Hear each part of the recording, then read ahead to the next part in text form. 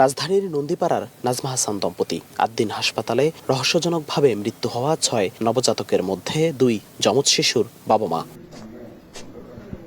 রবিবার সকালে তদন্ত কার্যক্রমের অংশ হিসেবে স্বাস্থ্য মন্ত্রণালয়ের গঠিত তদন্ত কমিটির সভাপতি, সদস্য সচিব ও একজন চিকিৎসক সহ ৪ জনের প্রতিনিধি দল সাক্ষাৎ করেন পরিবারটির সাথে। বুধবার হাসপাতালের সেই পোস্ট অপারেটিভ ওয়ার্ডে আসলে কি ঘটেছিল সেটি জানার চেষ্টা করে কমিটি। সেই সাথে ৬ নবজাতকের মৃত্যুর কারণ উদ্ঘাটনে ভুক্তভোগীদের কথাও শোনেন তারা। পরে দুপুরে কেরানীগঞ্জের রোহিতপুরে নিহত আরেক নবজাতকের পরিবারের সাথে দেখা করেন তদন্ত কমিটি। তাদের কাছেও শোনেন ঘটনার দিনের বিবরণ। তাড়াতাড়ি এসি রুমে নাও, এনএসি রুমে তাদের ছেলের খবর দিয়ে এনএসি রুমে নিয়ে গেছি। 10-15 মিনিট যায় এনএসি রুমে নেওয়ার পরে হেরাল আমি মৃত্যু শোনা দিচ্ছি। একটা ওয়ার্ড একটা থাকবোই যাক না, হ্যাঁ দেখবো কোন রুগীরা কি দরকার, বাচ্চারা কিরকম হলো হ্যাঁ দেখবো না, হ্যাঁ তো ঘুমাইতেছে। আমার বাচ্চা মারা গেছে, আমার বাচ্চার সাথে সাথে আরো বেশ কয়েকটা বাচ্চা মারা গেছে।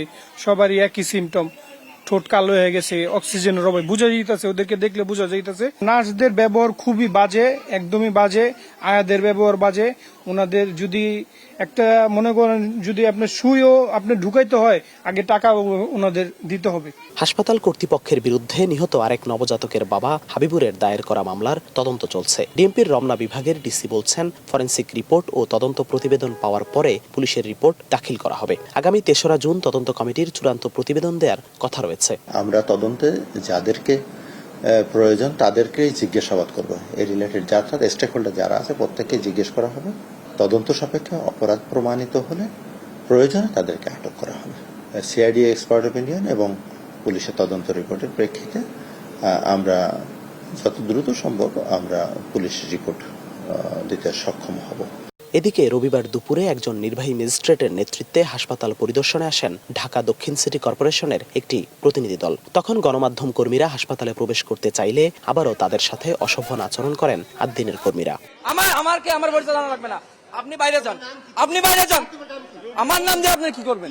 এর আগে শনিবার হাসপাতাল পরিদর্শনে এসে ভেতরে বেকারির সন্ধান পেয়ে ক্ষোভ প্রকাশ করেন স্বাস্থ্যমন্ত্রী। তখন মন্ত্রীর সামনেই গণমাধ্যম কর্মীদের উপর চড়াও হয়েছিলেন হাসপাতালের কর্মীরা। জিহাদুল ইসলাম, ওয়ান নিউজ, ঢাকা।